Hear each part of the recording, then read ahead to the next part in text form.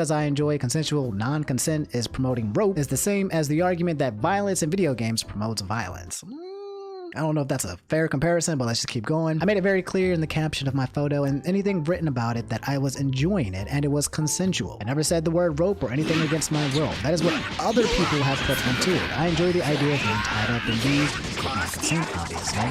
Another thing that people have said is that I'm trying to dress like a child, which to me is insane. I feel like dressing vintage that day, and even styled my hair in a beehive that was very common for women at that time. All the clothes I wear are made for adults, so the only thing that people can comment on maybe is the fact that I'm wearing a cute dress. It's very confusing for me since I see other people dress like it all the time. If it's about how I genetically look, I can't change that, and I will not apologize for it either, nor will I stop being sexual since I am sexually active adult. So yeah, that kind of ties into what I was saying earlier. She just looks extremely young. No, I don't think she should be faulted for how she looks. Like I said, she is a grown woman. I do think, however, the problem that some people might be having, maybe they aren't having it, maybe they just don't like how she looks like a kid, so they think that she's portraying a kid. But again, for those who are a little bit more in the know, there was just some suggested pictures of her in the past where she was basically portrayed herself as a kid. There's a lot more going to that than just what she's saying. Anyway, to continue, no one likes rope, no one wants rope to exist. Saying that I support rope is the same as saying that 50% of the female population does. Because if you look at statistics based upon this, oh my god, I don't think these statistics are gonna from studies done over the last 30 years, including new studies. 31 to 61% of women have power play rope fantasies in the exact same way? What? Is that true? Wait a minute, I'm gonna need a source. What studies? She's basically saying that 1 to 2 women out of 3 women, you take a population of 3 women, at least 1 or 2 of them is having a fantasy when it comes to power play and rope fantasy. That's what study is this, and who conducted this study and where? She continues, I am not apologizing for anything. What I did wasn't wrong and much more normal than people think. Look at one of the most common sexual outfits and fantasies, schoolgirl. If you wear that, are you promoting P-Fire now?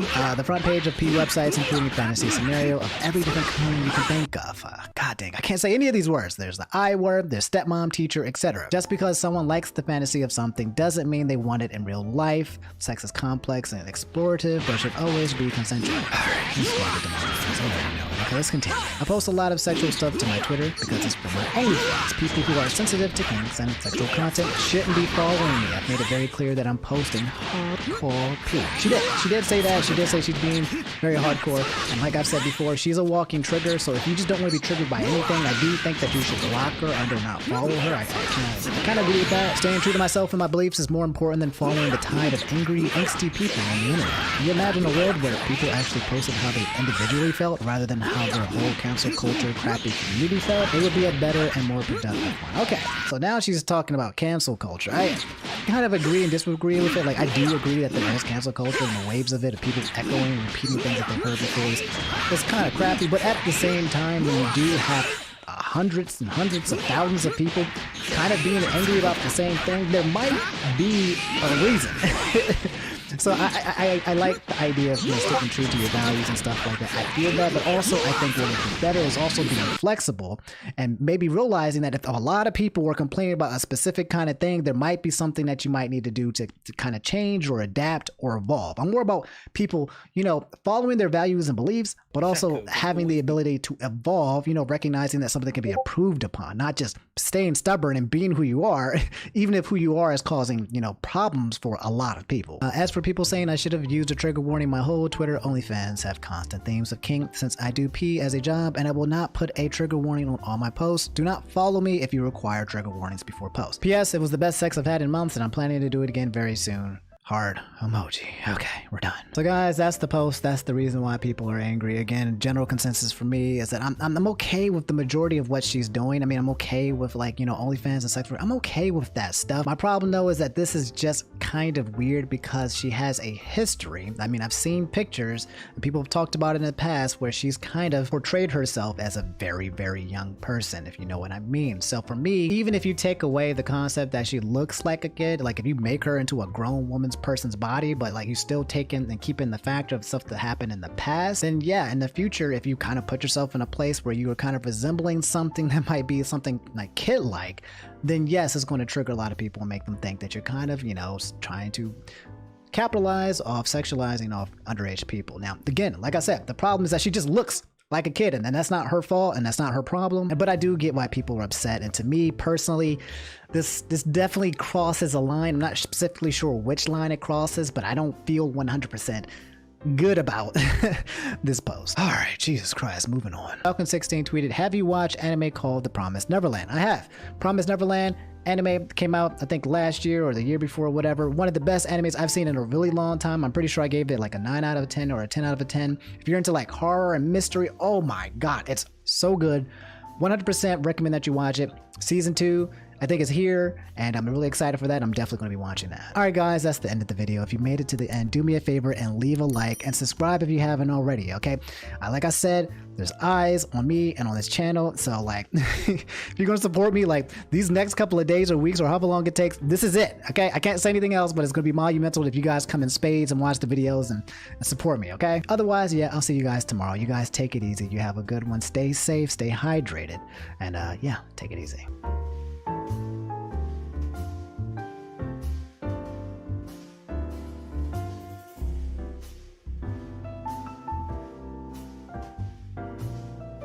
What's up, guys? Omni here. You guys know how it goes. Another day, another video. Last night I tweeted I sleep. What news, topics, tweets, and videos y'all want me to talk about tomorrow? So guys, let me not wasting your time. We're going to get right into the video, but I'm going to forewarn you. I'm going to try to get through as many tweets as possible this video, so I'm going to be shotgunning extremely fast. So if you don't pay attention, you might miss out on some of the answers. So without further ado, let's get started. Azul said people getting horny over a man inhaling oxygen. Corpse Husband. So yesterday, guys, if you didn't know, Corpse Husband made a tweet about 3 seconds of him taking a very deep breath, and it has 336k likes. Let's go ahead and give it a listen.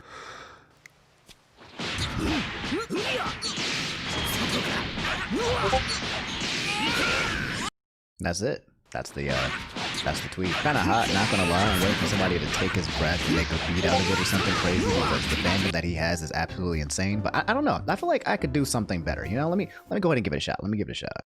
All right, let's try it. Let's try it. I'm gonna get really close with the mic for this one. Okay, prepare your eardrums. Let's see if we can get that trending to 1 million. What are your thoughts on Alpharad quitting YouTube? I'm referring to the end of the Best of Alpharad 2020 and that he hasn't uploaded in a while. Guys, I hate to break it to you, okay? No YouTubers are quitting, okay? It is January. It is the worst ad revenue rates of all time, and it is the most popular month for all YouTubers to take breaks, because you just don't make a lot of money here. I'm making videos right now. They're not making anything, bro. This is like squat. Like compared to December, January is just it's terrible, yo. So that's why everyone's taking a break, and they will all be back. They tweeted, talk about how you made it this far, Omni. You deserve all the support you got, and we're glad to see you grow as a content creator. Oh wow, thank you. I mean, there's not much to say. The channel's doing really well, and I'm still really nervous and scared because there's a lot of you who are showing up that I don't know you guys. So I mean, if you're new to the channel, hey, what's up? But yeah, I'm a little nervous. I'm a little scared. I'm gonna keep doing my best. I genuinely appreciate all you guys' support. I'm just kind of shocked and surprised because I'm not trying. There was a point in time in YouTube where I would just try to entertain. I would try my hardest to make people laugh and stuff. And now I'm just kind of chilling and just vibing and just hoping that you guys are, you know, with that same energy and love when it's working. And it kind of scares me because I don't know. At this point, if it doesn't work out, then that just means people don't like me. Because this just is me. So yeah, thank you so much, guys. I'm really thankful. My boy Bear said anime biddies, and it's got 38 likes. Bear, what are you doing, bro? I'm the one. It's just so uncharacteristic of seeing my boy Bear say anime titties, bro. That's absolutely hilarious. Bear, okay, what's going on, bro, man? Let's talk. You can't be taking my persona. And he said, okay, but on a serious note, the normalization of anime into mainstream is pretty phenomenal, to be honest. Like, this TikTok reminded me why I never got into anime when I was in high school. Fans were crap back in the 2000s. Well, that's a fact. I remember when I was in school, when I was watching anime, that stuff was super unpopular, especially for me, like in a black school where there's predominantly black people. Like, if you watched anime or if you listened to rock, you were just a super nerd. Like, there was something wrong with you, bro. Anyway, let's watch this TikTok that he's talking about. Konnichiwa, hi! I saw your anime pin on your backpack, and I had to ask, are you new here? Sugoi! Well, hi, I'm Rain. Wait. I can't touch you just yet. He's just snarl. What happened in Volume 25 of My Hero Academia? What? You haven't read the manga? Have you ever read any manga? You're only watching anime? You're beneath me. How can I even talk to you? I see your anime pin on your backpack, and I had to ask. Yo, this guy's hella funny. Oh my god. This man just naturally snarled and said I don't know about you guys. I don't know if this is just my sense of humor, but when I see TikToks like this, those cringe TikToks when the guys are like, I love it. I think it's comedy. I think it's fun. I think it's humor. I mean, I'll let you guys know right now. I'm a weeb. I'm a super huge nerd. If you just look through my YouTube videos, you'll definitely see some crazy stuff out there, but you won't know in public. I'm one of those weebs that are like undercover. I'm an undercover weeb. Like, you won't know right off the bat just by looking at me walking down the street. But yeah, I do know some people who are a little bit like this, who are like, oh my god, you haven't watched the manga? Wow, you must not really like anime. Wow. I legit don't care how people act, okay? Let them be cringe, let them be whatever it is. As long as they're happy, I don't care. I love people like this who express themselves in a way that people might not like. I'm all about it. We've all done cringe stuff, okay? It's just whether or not people have discovered or not, okay? I'm pretty sure 99% of you guys watching this video right now used to go to Yahoo chats or any chat and used to role play, okay? Actually, if you didn't role play as a kid in chat rooms, there might be something wrong with you. At Amarillo said, if you haven't, what about Trump's Twitter suspension? Trump got suspended from all social media everywhere, okay? I think he even got suspended from Shopify. I don't even have a Shopify account. That's crazy. So yeah, some people were big baby rage mad about Trump, you know, being suspended from all the social media platforms, crying, you know, freedom of speech and all that stuff. To me, I personally don't really care. I feel like his freedom of speech is what caused the whole riot to start in the first place with Capitol Hill. And yeah, 5 people died. And in my opinion, I feel like it could have been a lot worse, especially if they got their hands on certain Senate members. So yeah, he can go sit on the bench with Leafy. Unfortunately, that's just how it is sometimes. Daruka Eon said Rust drama in the offline TV server. In case you guys didn't know, there's some drama when it comes to the game Rust, which is basically like Minecraft, but for people who don't like mods. And there was some drama because people were playing the game in a way that somebody doesn't want to play. And there were some people who were furious and saying like, hey, you can only play the game in a certain way, yada, yada, yada. It included some members like XQC and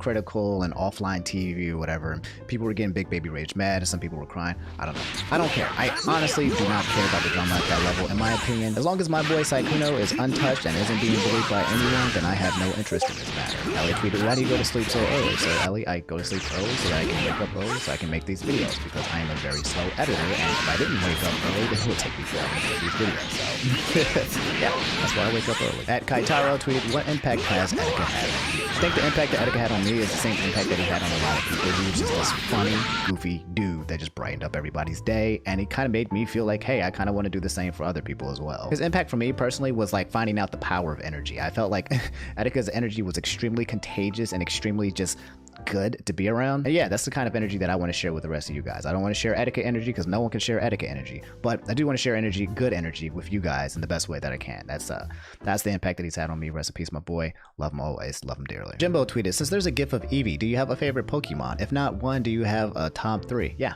I do have a favorite Pokemon, and Eevee is my favorite Pokemon. I chose Eevee because they're incredibly cute, obviously, and I think the idea of being able to evolve into whatever you want it resonates with me. I really like Eevee. David Broner said, whatever happens to your finance video ideas? I get not talking about Bitcoin since that's sort of why you stopped, but what about other stuff? It sounded like a really good idea. So yeah, I'm kind of spooked because when I started talking about Bitcoin, my channel undergo this like weird change metamorphosis where like all my videos everywhere just stopped and went to 0. Almost like I got shadow banned, and there were just bots spamming all my videos everywhere. Is absolutely terrible. So until I do a little bit more research on talking about money on YouTube and the implications it has on the channel, I'm not going to get into it yet. It was just really scary and I want no repeat performance of that. And Avery tweeted, Omni, is that you playing Melee in the background, or is it random netplay gameplay? I've always wanted to know. Yeah, it's always me, okay? If you see a match on there and it's me winning, that's me. I'm the one that won. Because I always win. I don't know why, but I get this question every single time I post one of these. I guess it's because I'm black, but just to give you guys the answer so you guys can finally stop asking. Let's just say I've never received a complaint. Ninja PID said, copy the last message I put in. Parler app may be taken down entirely after being suspended from the Apple and Google stores as well as Amazon. And the link that he linked said, new, Amazon is Parler off AWS, its web hosting service, knocking the pro-Trump social network offline as a response to the post. If you guys don't know, Parler is supposed to be like this replacement of Twitter, except for you can just say whatever the hell you want. It's supposed to be like no moderation. So yeah, a lot of people have been going to Parler and just basically been talking about whatever the hell they want. However, it also appears to be a place where a lot of patriots like to go to and talk about what they're going to do in the future, planning organized attacks, things of that nature. But then there's like other people who just want to go in there and just say it anywhere. That is basically just saying what the hell they want. I don't really care. I think it's kind of sus if you have Parler. Like, in my opinion, I feel like Parler is just a place where douchebags can go and be toxic in peace. That's how I see it. That's how I view it. So, I don't really care. SK7 said, talk about the newest AOT episode trending. No, why would I talk about the newest episode of an anime that just came out? There's spoilers, obviously. I'm not gonna spoil the show and talk about that. I hate people who spoil it. No, guys, by the way, if you're watching this show and you ever watch me, you can just know for a fact that I will never spoil you guys in this kind of fashion ever, okay? So no, we're not gonna talk about it. This isn't the place. This is a spoiler-free zone. So Endergama shared, there is an update on the... So I was saying Shueisha and the last video, okay? And it's not pronounced Shueisha. It's painfully aware to me now that it is not pronounced Shueisha. It's actually pronounced Shueisha. So, sorry about that. Shueisha. Shueisha is what it's pronounced, so, yeah. I'm just kidding. It's not Shueisha. Okay, I think it's just Shueisha. I was trying to trigger you guys. Sorry.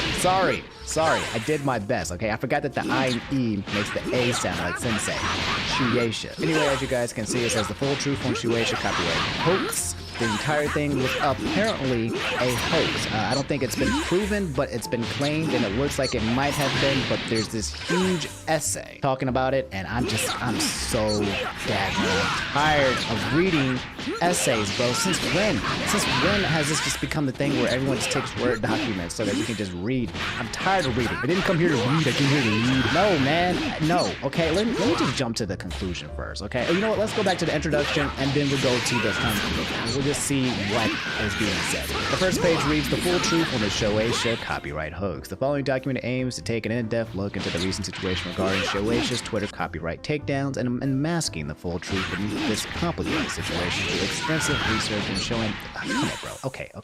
Just say it in a sentence. It doesn't have to be that long. Summary. On January 7th, 2021, I woke up with my Twitter. Is this a personal bio, though? Being locked due to copyright claim. The account was easily unlockable, but the claim resulted in several images I uploaded being removed and a warning from Twitter that repeated infringements could get my account suspended. This claim was in the name of Shueisha, the publishing house of One Piece and many other series, citing the use of images from their original manga works as misuse of copyrighted material. Look, guys, I'm going to save you from the suffering, all right? I'm going to read this, and if I find anything that is interesting, I will read that out loud to you, okay? All right, because this guy definitely just likes to fluff. So he says here, the things that don't add up. Many have blamed this on a new copyright law that was passed in Japan at the start of this year, but that is not the case. The law indicates that things such as tweeting partial content from the series does not breach this law in any way. And he says something here about evidence. It basically says the phone number is fake, the number that's being tied to Shueisha, and is tying it back to some specific individual. So guys, I've read through it. It's kind of wild. I'm not going to go through the whole details, but this conclusion TLDR is enough. It reads, in summary, there is enough evidence to sustain with little to no room or doubt that not only does copyright claim sent false, but the individual who sent these copyright claims is not an individual affiliated with Shueisha. The claimant does not provide adequate contact information, and what is provided is not accurately or legally representative of the company, which was very evidently attained by unethical means and an action that proved the individual was not affiliated with the company they claimed to represent.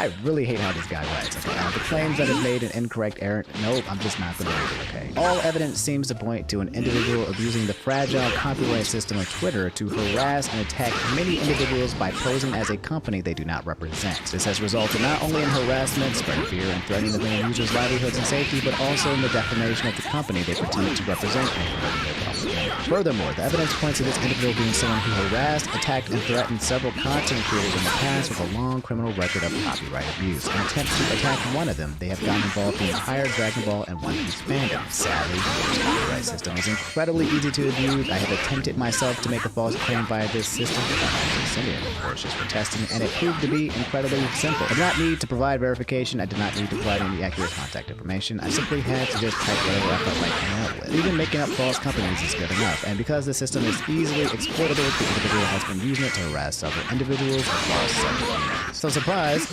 it was a lie! Shoutouts to all my Danganronpa fans who got that reference. So yeah, apparently the Shueisha, the company, is not going around taking all the anime profile pictures and trying to fight the anime Twitter, which we all thought was happening. It seems to be a hoax from some weird dude who was just basically trying to get back at a certain person. So yeah, case closed. It's like a terrible modern Scooby-Doo mystery detective case. Take off the hat.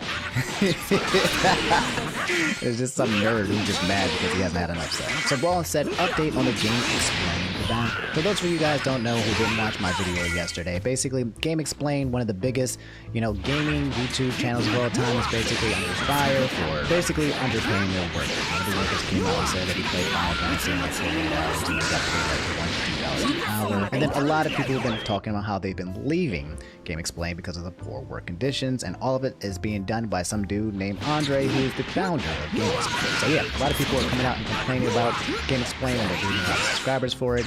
And yeah, there is a follow-up to that situation from yesterday. So we're gonna go ahead and read through it. Okay, this one I'm very invested and interested in. So yeah, let's get into it. The Maverick Hunter Ash, which is Ash, which is one he said, "Hi everyone, Derek has prepared a statement regarding the situation, but he doesn't have an error account, so I'm posting it on his behalf. I'm also preparing my own statement, which I'm going to say later. But for now, all I'll say is that I fully back everything Steve and Derek have said about the situation.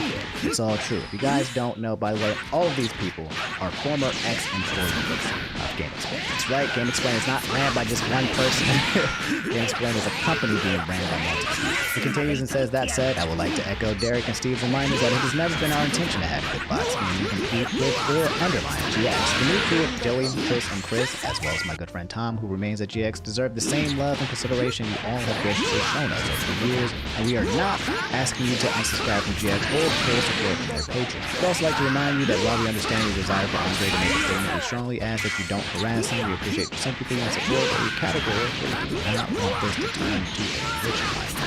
And Derek stated. It kind of sucks. Like, I feel like they're in a kind of tough position because like all of these guys have left because of poor conditions, but the people who are still in Game Explained in those poor conditions or in the conditions that they are, like they're still trying to make money, or they're still trying to work, and they're obviously their friends. So it's like you want to bring out to light the truth of the founder and how the pay structure is, but you don't want to hurt the company enough that it hurts the people who work for it. It's like it's the same situation with like companies like Cyberpunk, where like the developers like are getting crunched and they're working really, really hard to make a product, but the people at the top are kind of making some bad decisions. But if you punish the people at the top, sometimes it filters and punishes. It's a crappy situation. But let's just get into it. It reads, "Obviously, I've never posted a reset error before this, but I wanted to get some things out there that I've already for some time now.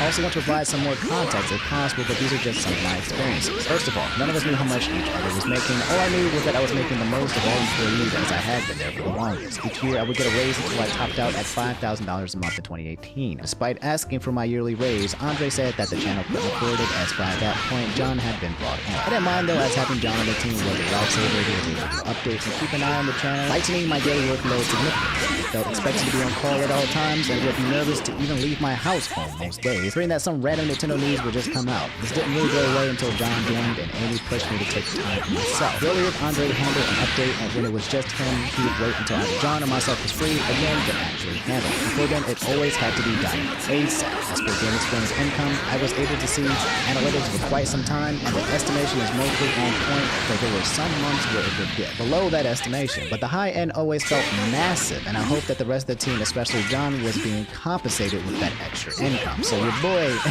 Andre at the top was getting paid $2 probably. I don't know exactly how much. I want to see that. Anyway, that said, I had to handle any work expenses myself for the most part, including consoles and equipment. The only part of my current setup provided by Andre is my mic. I paid for my flights to LA, to E3, or trains from New York to Nintendo events, while Andre would handle the cost of hotels if needed and meals if we were together. I never said anything, as the expenses could be used as write-offs for my taxes and helped at the end of the year. However, this year felt different as the team started talking more. I discovered that John was making less than half of what I did despite doing the same amount of work. Steve's income had already been brought up, and Ash has stepped back from the channel for only occasional work. He would send the invoices that Andre would eventually get to, but Andre always had to be reminded to send our paychecks out. We tried to get a calendar started so he could be more consistent, but he resisted the idea. One other thing to note is that despite a Discord where we all chatted and coordinated, Andre would often DM each of us to ask specific things. Ostensibly, it was so we could see them better, but often it felt like a way to strong arm for videos he wanted. There were many times when he wanted an update on something that I didn't feel was worth the time, as I was working on other things, but he would push until I relented. Sometimes he gave up, but that was rare. It got to the point where I would ignore or put off looking at his DMs if I was busy with something else or be more compatible with updates he wanted to put out. Andre was extremely controlling, seemingly timing things to directly disrupt plans. He gave John tons of work, and his YouTube channel took off, making it difficult for him to make videos there. He also asked me to stop streaming to YouTube, as he didn't like old game playthroughs mixed in with our current event stuff. As a side note, any money I earned funding from Super Chat had to be totaled by me and invoiced at the end of the year as a bonus. What the heck? So leaving to Twitch served as a chance to earn more money immediately, especially with a baby on the way, and still unable to work on her own projects due to the effects of COVID. Jesus Christ, bro. These guys were down bad and they were getting destroyed by this dude. Jesus. I prepared people for the move for as well as I completed the final playthrough, but on the day of the final stream, Andre contacted me and asked that I stream to GameXplain's Twitch instead. His reason was that he wouldn't be able to make me properly full-time if I streamed to my own Twitch, something he had been waiting toward through most of the year. That's BS. That's super BS, okay? Guys, Andre, if this is the case, if this is true, Andre probably said this because he doesn't want him to become successful, because if he became successful on his own, then he would leave GameXplain, okay? This is a control tactic. This is definitely a control tactic. If I streamed my own Twitch, I would be considered a freelancer and immediately have my pay removed, with rates estimated at $15 to $20 per update and $100 and $150 per feature or review. He said I could have full control of the GameXplain Twitch though, so I felt strong-armed into taking the deal. Oh my god, this is, oh wow, this was guys, this is not a good look. This is not a good look. Let me keep reading. Hold on for a second. I still got the money from subs and bits monthly, but I had to go through him. It also felt like he dragged his feet to confirm affiliate status because he thought me streaming would somehow turn people away from the new Game Club tier on the Patreon. Around September, he asked me to join a voice call where he wanted to discuss me at GameXplain going forward. I popped in, and at the appointed time, he asked to be on camera. It turns out he had prepared a PowerPoint where he ran down several things: how COVID had affected ad rates and lower income, how he was still paying me the same despite this, how I was fighting him when updates had to be done, and ultimately how I was bringing in less money for the channel than what I was being paid. It ended with the question of whether I was still loyal and still wanted an official full-time position. This, okay. I'm getting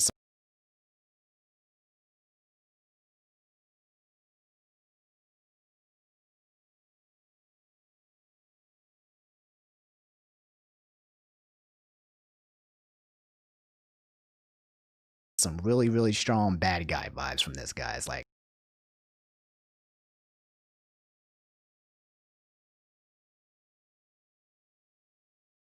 getting some really strong bad guy vibes. Again, with a baby on the way, I was scared to the point of meekness because I felt I couldn't put Amy and the baby in that position. Oh my god, y'all. When Andre finally presented me with a full-time contract, I was in the middle of a nightmare moving situation where I could barely focus on anything. He pushed the fact that I had to make a decision as soon as possible due to timing, but I could not change my income situation without messing up my loan application. Ultimately, he gave me the time I needed and talked to the loan officers as my boss to help me get my loan. But in the intervening time, I was able to take a closer look at the contract. There was no defined set hours, no increase in pay, no overtime, no health coverage, not enough full-time employees, and overtime would only translate to extra time off, not extra pay. In addition, he wanted to approve where I appeared and when I streamed, taking away the one bit of control I had with the Twitch. It felt like I had no say in my life. Everything had to go through him if I wanted to earn money beyond GameXplain. But worst of all, was an NDA included with the contract. Oh, bro, NDAs, man. My last company tried to NDA me as well before I left as well, or the one prior to that, and they were, NDAs are basically like, look, you can't say nothing about everything that went down because I know we did you bad and we don't want you talking crap about us. That's how NDAs usually are. Tucked in the many points listed was a non-compete clause. Basically, if I signed the contract and left or was fired from GameXplain for any reason, I would not be able to work in the same space for a year.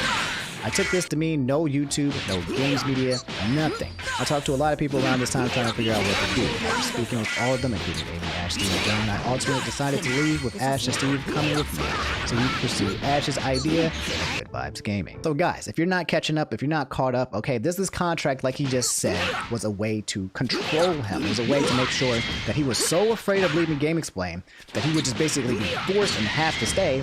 Otherwise, yeah, a non-compete agreement where you just basically can't do whatever the heck you want to do that's similar to what you're doing at GameXplain, that's basically asking to be unemployed for an entire year because his entire career is designed by doing the things he's doing at GameXplain. This is absolutely garbage, and this is definitely some bad guy villain vibe. To finish, he said it felt better to leave and attempt my own thing rather than deal with the contract and the general stress and pressure of GameXplain. Money is tight, but I'm so much happier now, and I can only gratefully thank all of you who have supported Good Vibes Gaming so far, whether as part of our Patreon, watching my streams, or subscribing to the channel. It means the world to me that I can happily pursue my ideas, and I look forward to sharing them with our fans. Ultimately though, no matter what, I request that you don't harass any of the new hires, Tom or Andre. I merely want to provide more context and shed light on the position I was coming from. thank you all for your support.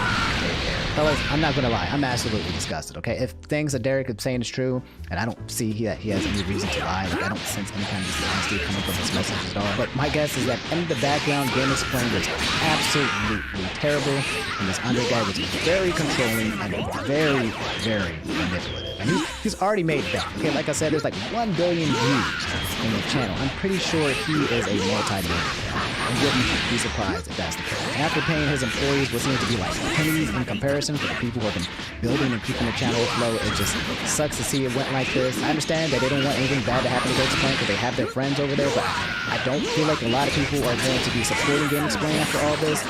This is just, again, information that I'm reading out. I'm not saying anything about GameXplain. I'm just reading the news. You can't be coming at me, bro. But it's not a good look for GameXplain. It's not a good look for all. Alright guys, so that's the end of the video. You guys made it to the end of the video. Do me a favor, as always, I always ask you guys to leave a like. It just lets me know that I kept your attention throughout the entire video, okay? It's just an attendance check, so that'd be really cool if you just drop that like. And also do me another solid, just check to see that you're subscribed to me. A lot of people keep saying that they thought they were subscribed to me, but they weren't, they got unsubscribed. So if you just do me a favor, again, just check, okay? Because, you know, it would just do a lot of support for me. If you are subscribed, man, just click the bell notification. Just, we're trying to do that. So I appreciate the support. I thank you guys for watching. I'll see you guys in the next episode. You guys stay safe, you guys stay hydrated. Make sure you follow me on Twitter, by the way, if you want to get in on it. Okay? I'm running out of good ideas. A lot of people are just trolling, so I have to sift through a lot of trolls before I can actually find like some good questions. So yeah, I'll see you guys. I'm not going to ramble. I'm going to go crazy. I'll see you guys later. You guys take it easy. Have a good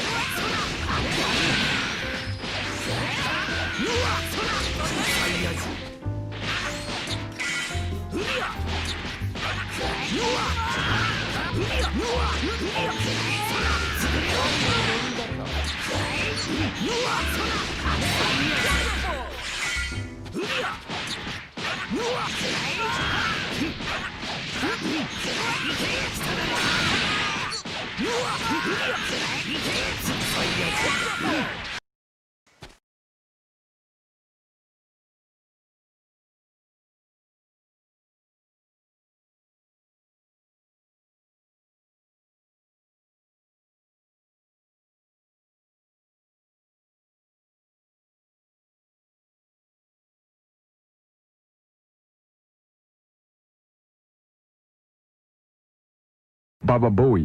Welcome to an all-new Lay It Omni. Allow me to lay it on you.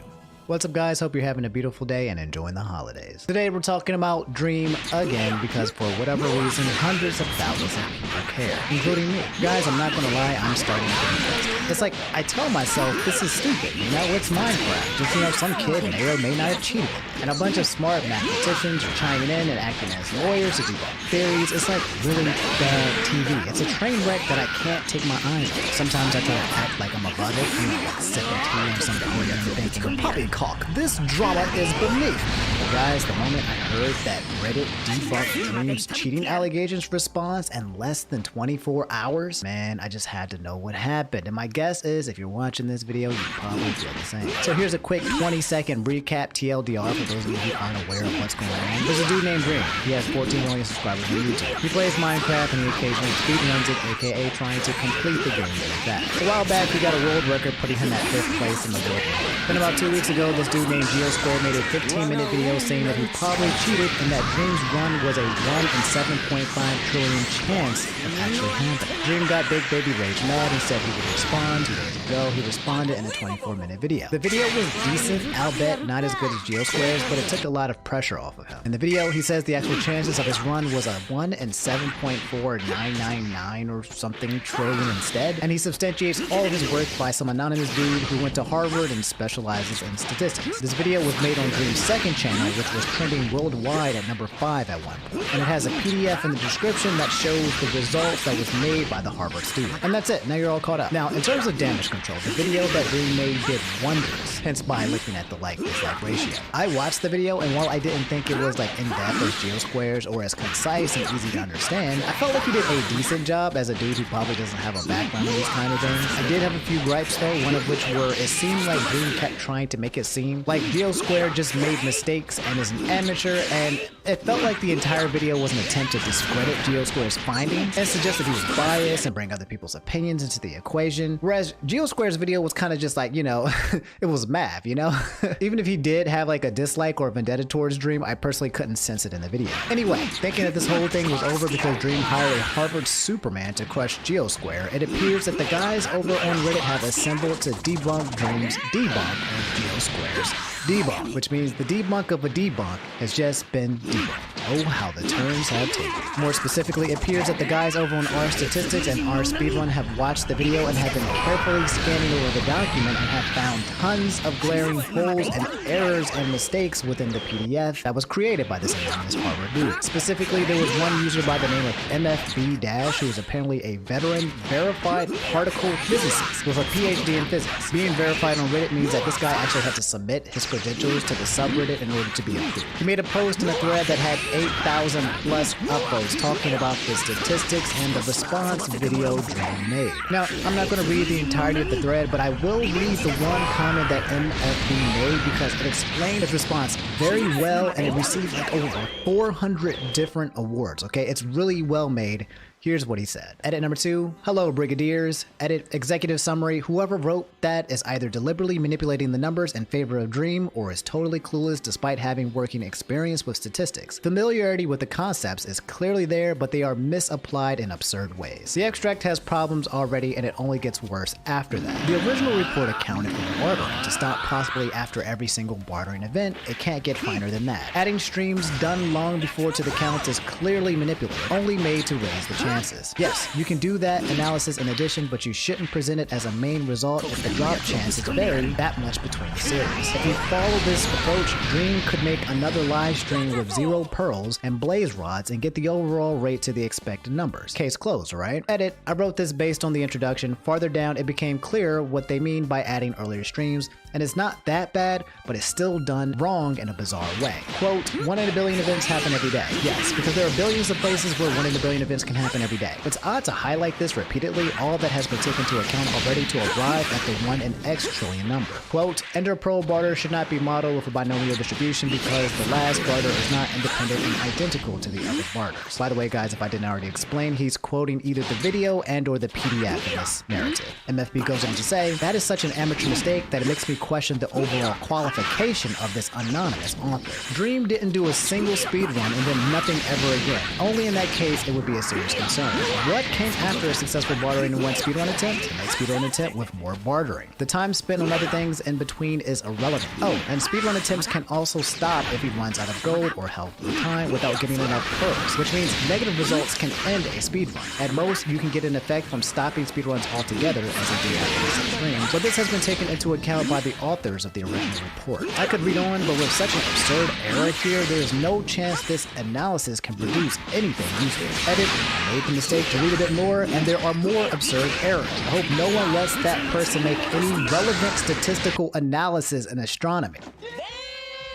Quote, the lowest probability will always be from all 11 events. Unquote, no it will not. Toy example. Stream 1 has 0 out of 20 blaze drops. Stream 2 has 20 out of 20 blaze drops. Stream 2 has a very low p-value, 10 to the minus 6 power. Stream 1 has a one-sided p-value of 1. Streams 1 plus 2 has a okay, I'm gonna be honest, I don't know what he's saying. MFB then quotes from the text, applying the Bonferroni correction and saying that there are 80 choices for the starting position of the 20 successful coin tosses, and the string of 100 cases gives okay, more math, more numbers.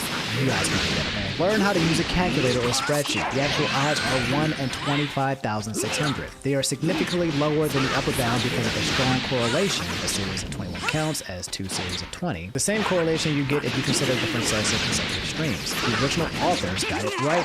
Then there's another quote talking about math, and then he basically says you're wrong again. But then we go down a little further and it says, yet another edit. I think I largely understand what the author did wrong in the last paragraph. They first calculated the probability of 3 1% events in series within 10 events. That has a Bonferroni factor of 8, and they changed it to 2 sequential successes, which lead to 10 to the minus 4 power. Initial p-value, no idea where the factor 1.1 comes from, but forgot to update the Bonferroni factor to 9. These two errors largely cancel each other out, so 8.8 times 10 to the minus 4 is a good approximation for the chance to get 2 sequential 1% successes in 10 attempts. For the Monte Carlo, oh my Jesus Christ. Okay, hold on.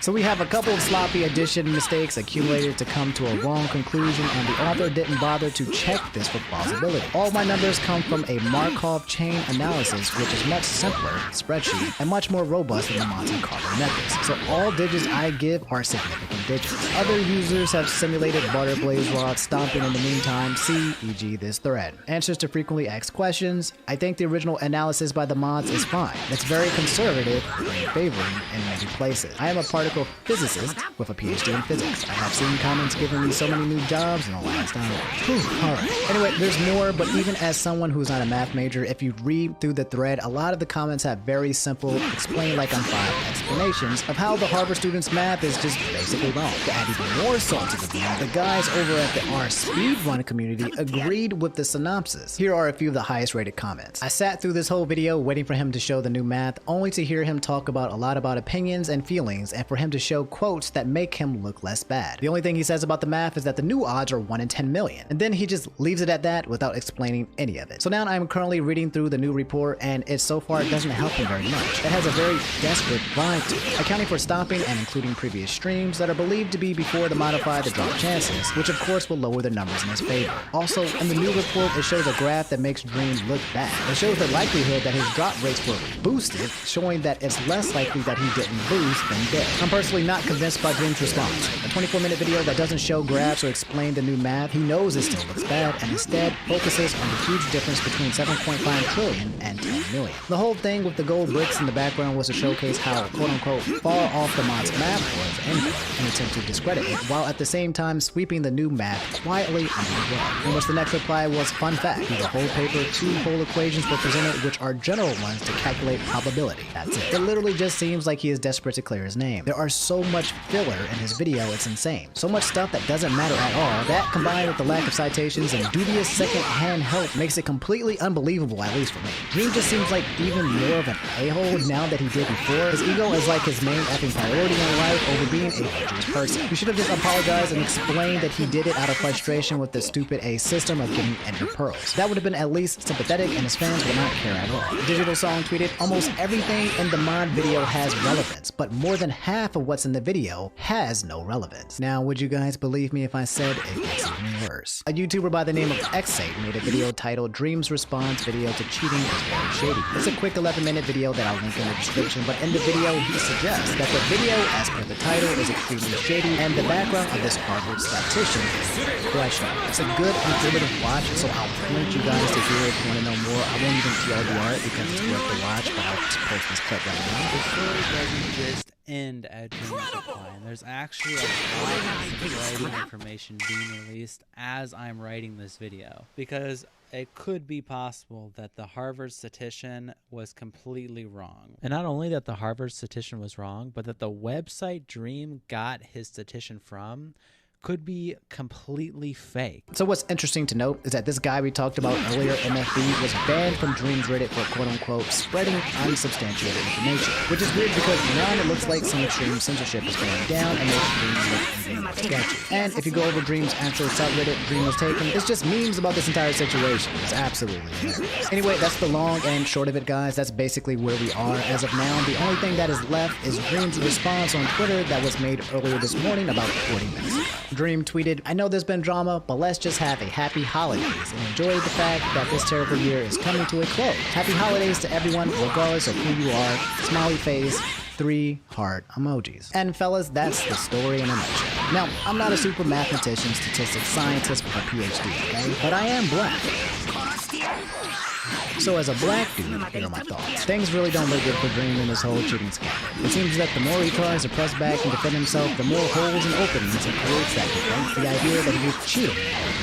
At this point, getting ethered by Geosquare and a verified Redditor with a PhD and hundreds of Redditors reminds me of Thanos getting bought by the Avengers. The evidence against him just keeps stacking up. You know, like Phoenix Wright would be having a field day in this case. All signs point to Dream cheating, and again, as I said in my first video, Dream probably cheated. And I use the word probably specifically because we are literally talking about probability. However, I won't go on the record to say for a fact that he cheated because I truly can't say that in good faith with 100% fact. But if I was a gambling man, I'd take the 1 in 7.5 trillion odds to say that the dude with the PhD is correct. Here's the thing though, guys. At the end of the day, nothing's going to change. Whether Dream decides to dig straight down or admits to cheating, he's too powerful. It's not going to cancel him. He's not going to lose his fans. He's too big to fail. The guy is literally too big to fail. And cheating in Kids Block game isn't a crime that will be met with any kind of repercussion on his behalf. To be honest, as long as he keeps denying it, the situation continues to be drama that gets more traction, that gets more people to subscribe to his channel and follow him.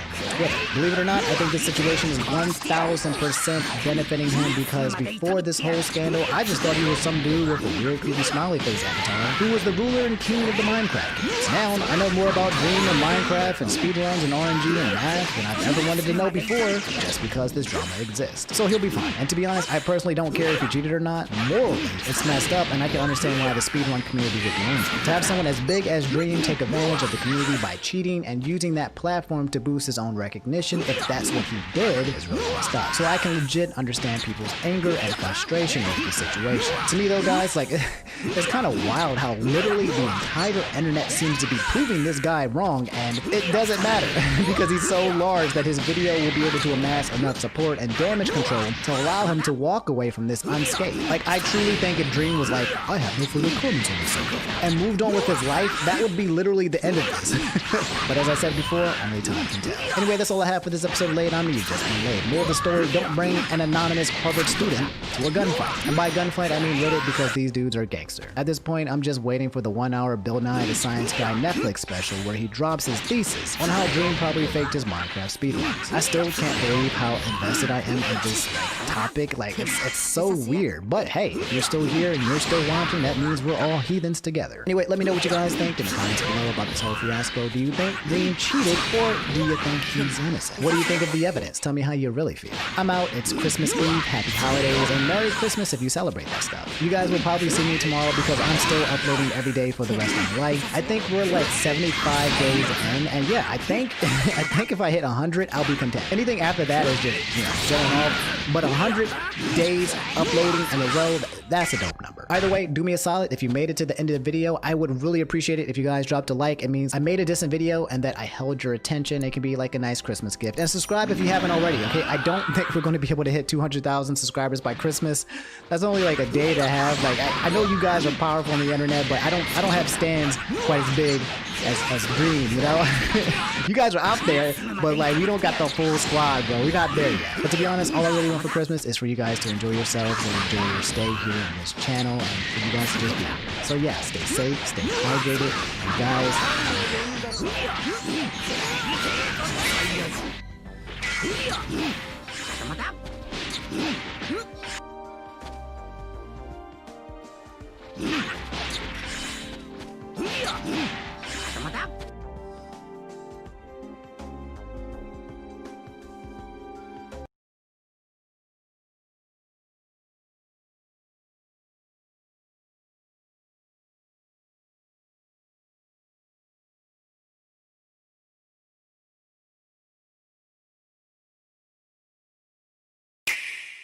Welcome to an all-new Lay It On Me. Allow me. Man, guys, literally just yesterday, I made a video talking about how I'm tired of all these accusations of these YouTubers messaging minors, and literally only a few hours later, Carson gets exposed for doing just that. You hate to see that. It feels like 2021 was going so well, and then boom, you get kicked in the nuts. Now, guys, I don't get any joy in covering these kinds of topics, okay? It sucks ass, okay? And if you're watching this video, you're probably thinking the same thing. But it's reality, okay? You can't really look away from it. It's the elephant in the room. I thought about trying to cover another subject, but obviously people will be like, hey bro, there's something that's big and that's trending that you're not talking about that we want to hear you talk about. And since I know a lot of of you probably want me to cover this subject.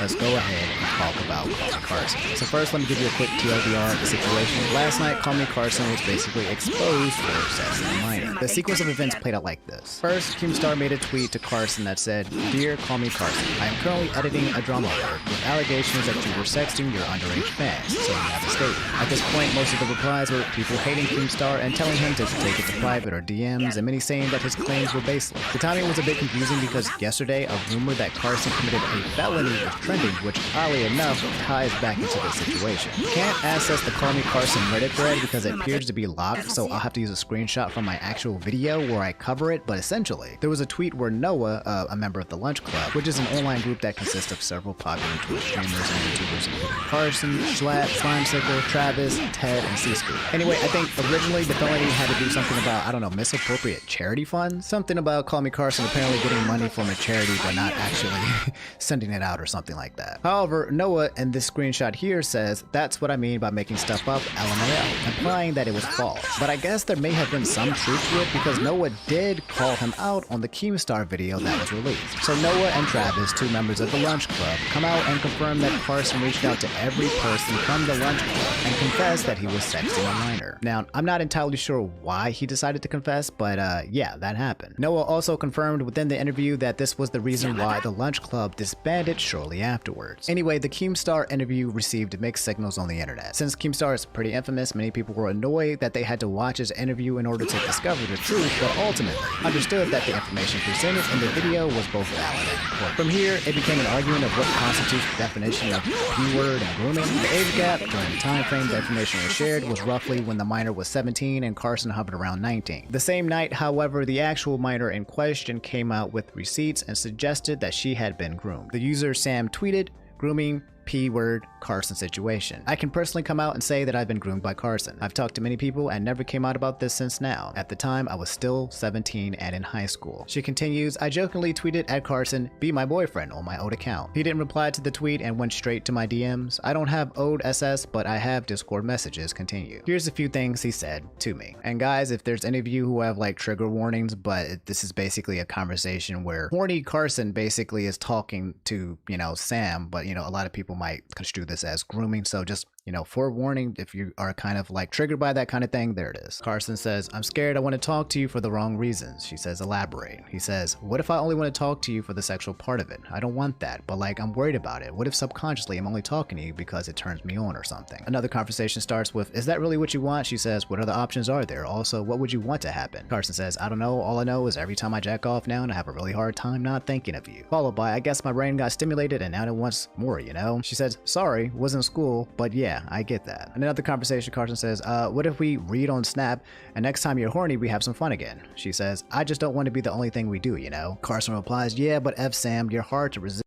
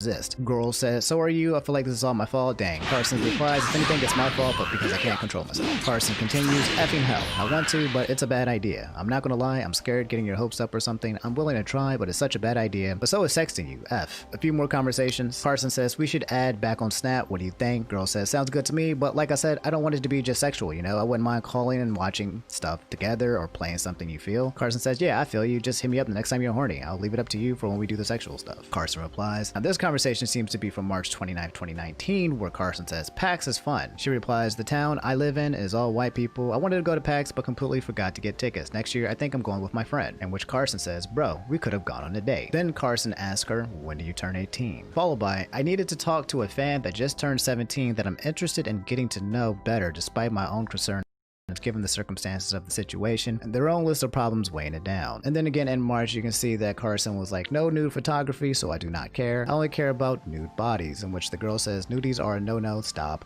Yeah. And then Sam replies here with a screen recording of the phone messages. Nudies are a no-no, stop. Yeah. And then Sam replies here with a screen recording of the phone messages, basically showing that the messages that she was reading out was not fabricated. She goes on to say, to anyone who experienced this, I'm hurting so much for all of you. No one deserves this.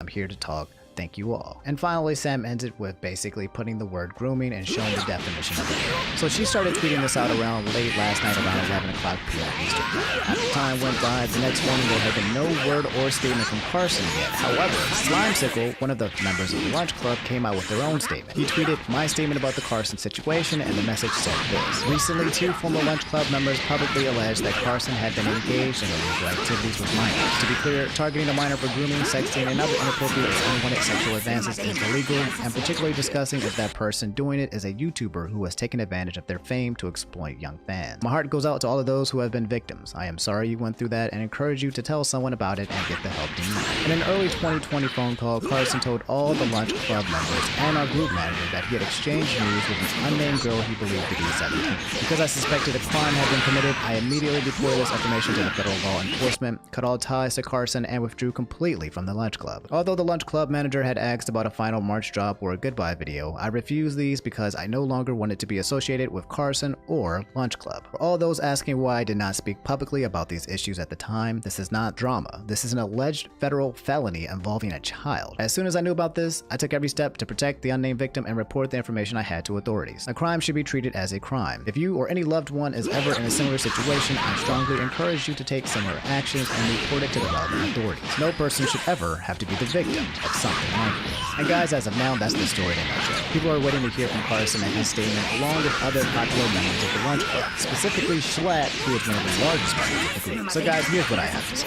Number one, this isn't fun or drama at all, okay? This is life-altering, career-ending events that will more than likely destroy people's reputation and livelihoods. If you are a fan of Carson, you probably don't feel so good right now, and understandably so. As of now, many people who have partnered with Carson over the past year or so have been making statements of anger that they were not told what was happening. YouTubers are taking down videos where they've worked with Carson or taking down Twitch VODs where they were, featured Carson in the video. The whole situation seems to be just really crappy. Number two, do I think Carson is the P word? Personally, no. There's a 2-year age gap. Apparently in Carson State, 16 is the legal age. And I just don't think that the P word should be tossed around so lightly, because grouping someone like Carson with like actual grown-ass men chasing after little kids feels very disingenuous. Number three, do I think Carson groomed him? My answer is I'm not sure. I'm waiting to hear back from Carson to get the full story before jumping to any conclusions. While the evidence looks terribly bad for Carson, and I'm not certain if he can absolve himself in any other way after legit confessing to his colleagues about his actions, I'm not certain what additional information or details that he can provide, if there is any. What I can say though is that after reading the dialogues and the text, Carson knew that he was doing something wrong and he went forward with it anyway. He was afraid, he was scared, it was something that he wanted to keep hidden because he himself felt that he was doing something that was not right. To me, the very act of wanting to conceal such actions is different from, say, I don't know, someone who was completely unaware that they were doing anything wrong. In this situation, it shows both awareness and intention. That's the part that kind of bothers me the most, guys. Like, regardless of how you feel or even how I feel, he felt that the situation was wrong and moved forward with it anyway. You can definitely tell that he was at internal conflict with himself. And finally, there's the conversation of the power gap given Carson's fame and popularity. I do think those power gaps exist. Time and time again, as you see people come out like Pro Jared and Minilad, they always talk about power gaps, and I do believe that they exist. I do think people who have that power use that gap to take advantage of people. I don't think that means you can't date a fan or be in a relationship, but in a specific dynamic like this where he's requesting nudes while also feeling like he's doing something wrong, it feels painfully obvious that this situation would probably not occur if he wasn't who he was. Anyway, guys, for now, that's my take. It doesn't look good for Carson. He's doing something wrong. It feels painfully obvious that this situation would probably not occur if he wasn't who he was. Anyway, guys, for now, that's my take. It doesn't look good for Carson. More than likely, the entire Lunch Club will continue to So Notlock said, explain, ma, and posted a picture of me retweeting a picture of Lola Bunny. I don't know what there is there to explain. It's Lola Bunny, okay? She's hot. That's my girl, okay? Why wouldn't I support my girl, okay? What's up, guys? You guys already know how it goes. Another day, another video. Last night, I tweeted, I sleep. These topics for each video I want to talk about tomorrow. So I'm not going to waste your time, guys. We have a lot to talk about, so let's just get right into it. Seta Sauce tweeted Dr. Dre being hospitalized due to a brain aneurysm. So guys, if you don't know, last night it was trending that Dr. Dre was rushed to the hospital because he had an aneurysm, a brain aneurysm, which is really bad. Apparently when you get those, usually you don't recover and there's a high chance of you dying. But if you did not know, he is okay. The doctor has been seen by the doctor and he's okay. It says Dr. Dre speaks on his condition following the brain aneurysm. We are thankful. And in Dr. Dre's Instagram, it says, thanks to my family, friends, and fans for their interest and well wishes. I'm doing great and getting excellent care from my medical team. I will be out of the hospital and back home soon. Shout out to all the great medical professors at Cedars. One love. My boy Dr. Dre is safe, bro. Yo, I was about to say, man, they can't be claiming us, man. We just had worst year ever where they took our boy Kobe Bryant from last year. Rest in peace. Y'all can't be starting off a new year by taking another black legend, man. Like, come on, bro. Y'all need to stop playing, okay? But yeah, your boy's all right. That's good to know, man. I'm a huge fan of Dr. Dre. I've been listening to all his stuff, and especially everything with Eminem as well, what he's been producing. So, legend right there. Good news, 2021 is still safe. Or Ion said, what is the meaning of life? I don't know if you guys realize this by now, but that's a trick question, okay? The actual question should be, what is the meaning of your life? Because not everybody's life is the same, and not everyone's going to have the same meaning. So then you have to ask yourself, what is the meaning of your life? And that question can only be answered by you, because you're the only person that has your own life. But to not deflect your question and try to make you answer something you still don't know the answer to be honest, I do think that the meaning of life is trying to find meaning in life. I don't think there's actually something that you ever discover. It's kind of like the whole anime thing. It's the friends and family that you made along the way. I do think that the journey is part of living, trying to figure out what life is all about. That's what the meaning is. Does that make sense? TLDR, the meaning of life is the actual pursuit of the meaning of life. And as long as you're living and you're looking for means, there you go. You guys know what I'm trying to say. Azazo tweeted, now that you've hit 200,000 subs and hit number 20 on the trending page of YouTube, how does it feel, and do you have any new goals for your channel in 2021? Also, love your vids and keep it up. Smiley face. Hey, thanks, man. So yeah, yesterday my video actually hit number 15 in gaming for trending, the Call Me Carson video talking about the allegations. And while it was a goal for me to hit trending, I feel like yesterday's trending doesn't count. Like, I was really happy to see, like, wow, my video made it up there. I try to give a very neutral, a very, you know, just informative video about the whole situation, and I didn't monetize it, by the way. I felt like, with, you know, talking about those kind of subjects and situations, I usually demonetize those videos. I didn't make any money off of that. But yeah, we hit trending, but it doesn't feel right. And for me, it doesn't count, because I don't want to hit top, you know, figures and views and trends just by, you know, profiting off people's misery. Okay, I tell the news. I like to talk to you guys that things are trending, but also I do want to eventually get to a place and point where I can talk to you guys in a way where we can talk about positive things or anything, or maybe even my own original creation, and that can be enough. So until we get to that point, my goal is still there to hit trending.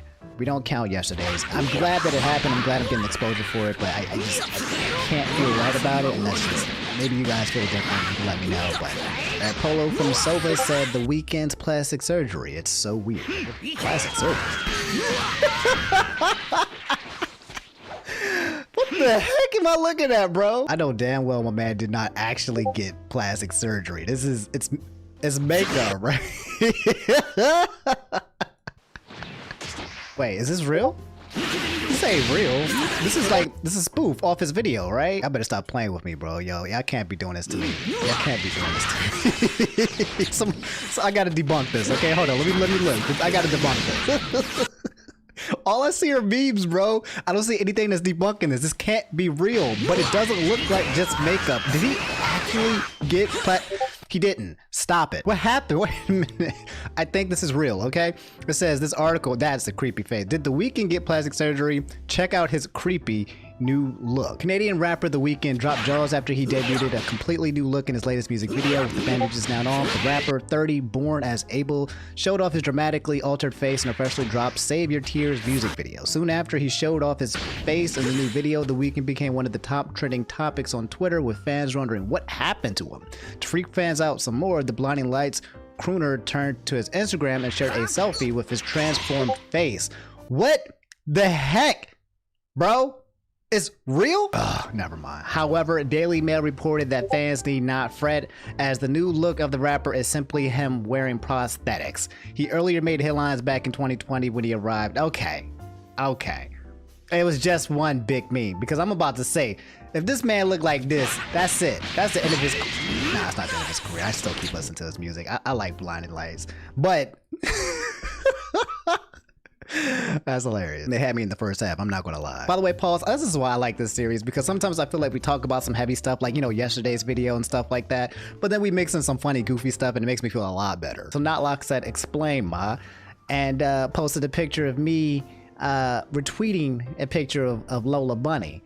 I don't know what there is there to explain. It's Lola Bunny, okay? She's hot. That's my girl, okay? Why wouldn't I support my girl, okay? Look, fellas, let's be real, okay? It's just me and you here, all right? If you watched Space Jam or you saw Lola Bunny, there was no way when you was a kid and you saw her, you didn't subtly like. There's no way, okay? There's no way you just saw her and nothing happened in your brain or somewhere. You didn't catch me in 4K. I caught you catching me in 4K. All right? I'm just not ashamed to admit that I would give Lola Bunny the D. Kyoto tweeted, talk about some people going nuts about MatPat's high school pictures. He was also trending about these. So yeah, I heard that people were kind of swooning over MatPat and his pictures. And I gotta say, not to be a hater, but I don't see what the big deal is. Unless I'm missing out on the joke, this is like, at least in my high school, this was like 90% of the white dudes and how they looked. This was like the classic. So apparently this tweet has been going viral. It says this is MatPat in high school, and it's two blurry pictures of MatPat, which I don't know. This looks like a school play. So I have some mixed feelings about this. Number one, if this is MatPat in high school, feels kind of weird. You know, people sexualizing. Look, you guys know what I'm trying to say. It's kind of weird, right? But for the sake, let's just keep going forward. I see a blurry picture of some dude with his shirt halfway off. I see a little bit of ab definition. Again, this is what every high school kid looks like. Their body type looks like when they're like, you know, mid-sized and skinny. I'm trying to see what is so appealing about this, but I don't have eyes for it. Now, I did come across this picture, and this is a much better picture of MatPat looking like a grown man in his outfit or whatever. Now he's attractive. That's hot. That's hot. But guys, for real, I'm more of a Markiplier stan. Okay, that's Markiplier. That's the dude, okay? I'm not gay, but if I was, I'm just saying. I have no insecurities when it comes to my sexuality, so therefore I have no problem in saying that Markiplier, that dude is hot. I'll leave all the tweeted thoughts, and it's a picture of some dude who tweeted that put a picture of a bunch of people in prison uniforms, and it's got Sky, it's got Daryl, it's got Zero, it's got Carson, it's got Mini Lad. It's so immature, dog. It's so crazy how people on Twitter and the internet will just go out of their way to just make fun of situations where people's lives are ruined and other people's lives are ruined. I can't get with it. I can't get hit with it. I can't laugh with this, bro. Like, trauma has been induced on both sides and mistakes have happened, and I honestly can't just get behind memes like this. It's too, what's the word? I feel like a lot of people on the internet are just completely disconnected from the human element of online. Like, you've been online in cyber world so long that you see these things and you see these people, or you see them as like internet beings, but they're real life people, bro. And I can't support it. I can't laugh at it. It's not funny to me. It's garbage, and the people who kind of do these things, it doesn't sit well with me. Piece by Piece said, I just want to know people's thoughts on pancakes. That ain't too much to ask, right? I mean, to be honest, I'm not sure what there is to say. Pancakes are pretty dope. Pancakes, what you do is you take the pancakes, right? And then you layer it, maybe 1, 2, 3. You put a little bit of butter in between each slice, but make sure that the pancakes are warm so that the butter kind of melts on its own. And then boom, then you spray the, pour the maple syrup on there. Make sure the maple syrup is hot, and then bone apple teeth. You got you some nice pancakes. Waffles are also good too, but it's a little bit more trickier because you can't have them too crispy. But yeah, I think I prefer pancakes over waffles. Danielle PZ tweeted, what was the worst thing you did in your childhood? Well, that's easy. When I was a kid, I killed a man.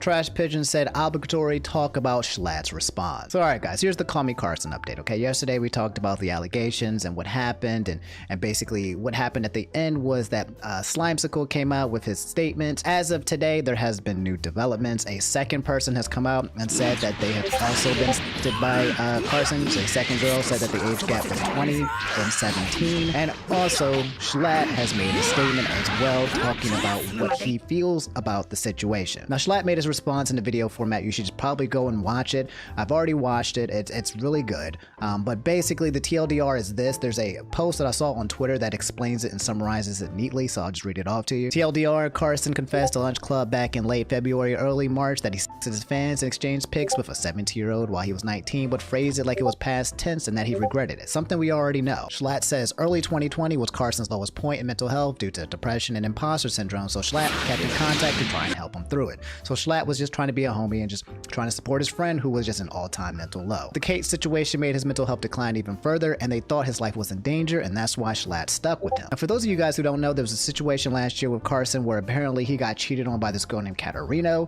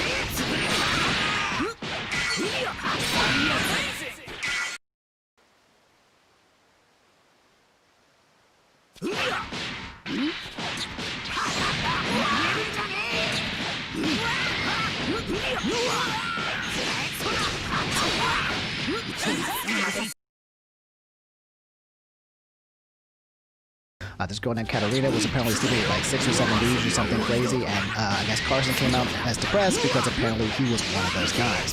Come to find out, though, a lot of people from the Lunch Club are saying that the relationship didn't even exist, that they never had even met, and it was just all fabricated. So, I mean, that's what some of the people from the Lunch Club are saying, but take that for as you will. To continue, Schlatt never condoned what Carson did and quoted a call with him, Josh and Carson, where they told Carson if it was going to continue, they were done. So basically, you know, Carson came out and said, hey, this is happening, and basically Schlatt was like, all right, understand that, you need some support, you need some help, you can't continue doing this, and I will help you and aid you in getting that help and support that you need. You know, just trying to be a homie. The summary continues, Carson started to get help for his mental state. Schlatt found out recently that Carson wasn't improving and continued to do the inappropriate things while Schlatt was trying to help him. Carson was downplaying what had happened and wasn't acting impulsively like they were led to believe. Now this statement is kind of creepy for me, because by downplaying what he's already saying, I am actually kind of worried that what was happening with Carson was happening before the age gap. Okay, now a lot of people were saying, hey, the age gap doesn't matter, which, you know, someone's 17, someone's 19, or someone's 20, someone's 17, whatever. I don't care what your opinion on that. The problem though is that he was talking to any of these underage fans when they were below 17 or 18 or 16 or any of those gaps, and they were exchanging nudes. My guys, you see where I'm going with that. You can't be owning the possession of nudes of a 16-year-old girl. Like, you can't be requesting that from your fans. You get what I'm trying to say. Anyway, after realization, Schlatt cut all ties with Carson a few weeks ago and started talking to other guys about what to do, which I imagine this entire thing was all planned. The Lunch Club was like, okay, Carson's not fixing himself up. We have to basically, you know, let the world know what's going on and cut ties with him, because that's the safest way for him and the victims. Schlatt hopes the victims gets the help they need and talks about how this is a reoccurring problem with content creators. He also hopes Carson gets the help he's needed for a long time in the video. So yeah, this summary doesn't do it justice. You should watch Schlatt and his video. It's a good video. He's well spoken and he's very down to earth. I've kind of just started learning about this guy this year, and I like him. I like his humor. Some people don't, but whether you like him or not, it's a good video. You should definitely give it a watch. And as of now, Carson still hasn't made a statement, but the majority of the Lunch Club has. So now I guess people are waiting for that. There is apparently 1 or 2 more victims that may be coming out soon. The information is looking worse, and the timing of the events make it look worse. I get there's a lot of people who want to support Carson, but it does look like he's been downplaying what he's actually been doing, and it could be uncovering that he's been doing this for a really long time. It could be really bad for you. So that's the statement so far. I'm still waiting to hear what Carson has to say, but so far, everybody that's been in the vicinity of him, the victims, his friends, everybody are basically saying the same story. I don't know what he can say, but we will wait to see. My guess is that it's going to be a confession and a goodbye, and I don't know if he's going to go to jail or not, but we'll see. The Fiend tweeted Kim and Kanye getting divorced and Dre in the hospital. We already talked about Dre.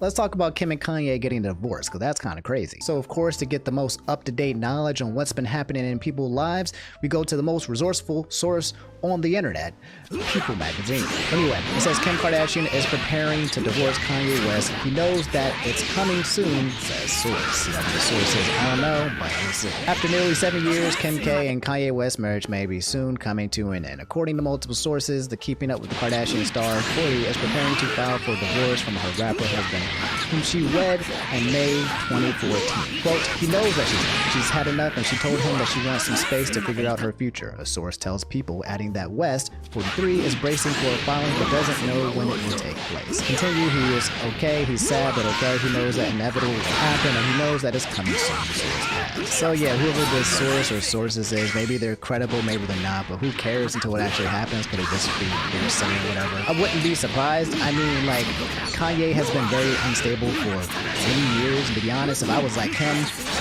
I wouldn't be dating a guy like Kanye. Like, to be honest, like, personally, I don't like the guy, okay? I seen him in his interview with, I think it was David Letterman, And he just reeks of this kind of like egotistic personality where he's not talking to you, he's kind of talking through you or at you or an audience that exists somewhere else. I personally don't like the guy, but I also know that he's suffering from like mental health issues as well. He needs support as well, so this would be very devastating for his mental health if this happens. So I do hope they don't separate. I do hope that things end up well for the two of them. I don't want any party to get hurt, but at the same time, if I was him, I just couldn't be attached to that guy. But at the same time, I don't know the real Kanye. He might be a completely different person behind closed doors. So let me not like slander my dude. Okay, I just hope that things go well. But I don't think this article says anything. I don't think this source is credible. So we'll just wait and see. Wait a minute. Jeffree Star is trending. Me reading all these tweets about Kanye West and Jeffree Star. Bro, wait a minute. When I scroll down, all I see are memes about people talking about Jeffree Star and Kanye West are hooking up on the low. But nah, is this a Twitter joke? Come on, bro. Stop playing with me. Stop playing with me, bro. Stop playing with me. Bro, you can't find information on Twitter worth nothing, bro. It's just all memes. Where is the source? Where is the source? Oh my God. That's hilarious, by the way. I love Mean Girls. Where is the source? All right, I found the source. I found the source by looking at hitc.com. Apparently, there was a TikTok that's been spreading this rumor, so we're going to watch the TikTok. Got it. The TikTok. Finally doing this, I feel like I can spill the tea that I've been holding on to for months. This whole divorce comes as no surprise. Kanye's been hooking up with a very famous beauty guru, male beauty guru, for watching for the scene of them for a while. This is how it spread it? I don't even know who this is. Real Ava Louise? Ava Louise. Bro, the internet is wild. Okay, I don't know the legitimacy of it, but the internet is wild. I guess we'll find out soon enough, I guess. All right, guys, that's all I have for today's quickies. We talked about a lot of subjects. I have a fear that this video might be too long. I'm always worried that this series is just a little bit too long for you guys. It's called quickies because we talk about multiple things at once, you know, in one video, but at the same time, the video ends up being longer than normal. But anyway, if you made it to the end of the video and you don't even mind the length of the video, leave a like. Just lets me know that, you know, sometimes I take out excerpts because I'm worried that the video might be too long and you guys don't want to listen. So if you guys made it to the end, leave a like. It lets me know that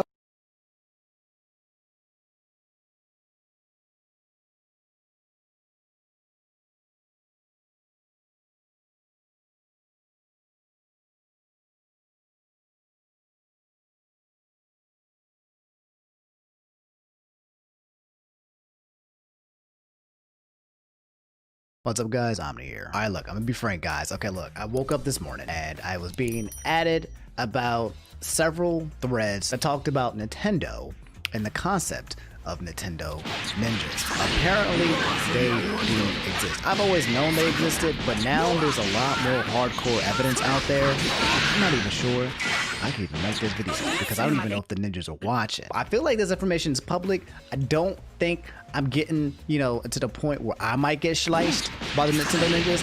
But y'all, I just got finished reading like 1 or 2 pages of the documents that I've been seeing online, and it's some creepy shit. I was basically added to like 5 or 6 separate threads. Apparently there's like this guy who's going out there who's basically showing these documents. So the easiest way for me to kind of just look at kind of the total was I just searched like Nintendo Ninjas up here on Twitter, which is trending. Let's just go through some of the stuff. Let's just look at some of these tweets, okay? Because some of these documents are actually just really so Zach tweeted Nintendo Ninjas are real and stalked people. And if we click the first document, it says hacker enforcement proposed is recommended before any public release of their exploits. Nimad is the priority target for the following reasons. He has been involved in DS and DSi hacking. He enjoys a very high reputation within the hacker scene for Nintendo products, and he is a highly skilled hardware engineer. Guys, they have a bounty on an actual hacker named Nimad. That's absolutely insane. Nimad key investigative findings: expert computer programmer, hardware architect, current employment, recipient winner of governmental grant, 12,000 euros for entrepreneurial work in computer science and the arts. He has an office in a well-established business office park. They know where he works. Winner award of Lucien Bell Award in 2011 for University Thesis Project. Wait a minute, did they go back? Did they go back to college? They went back to his university to see that he won an award? What? Was this guy like some kind of like low-key genius or something? University graduate with Masters of Informatics, specialty in hardware architecture. Lifestyles and activities. Oh my god. They actually did a bio on him. The Nintendo ninjas are absolutely real. They literally are stalking this guy before approaching this guy. 26-year-old male living with parents, and I'm gonna block out the city so it doesn't get too dark. I don't know how old the document is. I think it's about a couple of years old actually, so it might even still be there. Typical week includes work 9 a.m. to 5 p.m. Monday through Thursday. Evenings and weekends are primarily spent at home. Oh my, wait a minute. Fellas, do they have Nintendo FBI agents sitting outside of this man's house watching and monitoring when he comes in and out of his house? Is that actually what's happening? Is that even legal, bro? Like, Nintendo doesn't have an actual like police force, bro. Like, okay, hold on. Surveillance didn't wow, they were surveillance. Surveillance didn't reveal any friends or visitors entering or leaving the residence with Nimad. It's kind of creepy, dude. Only additional activity included a trip to the bank and a restaurant alone. So they're stalking him. They're literally sitting outside of his house, recording to see who comes in and out.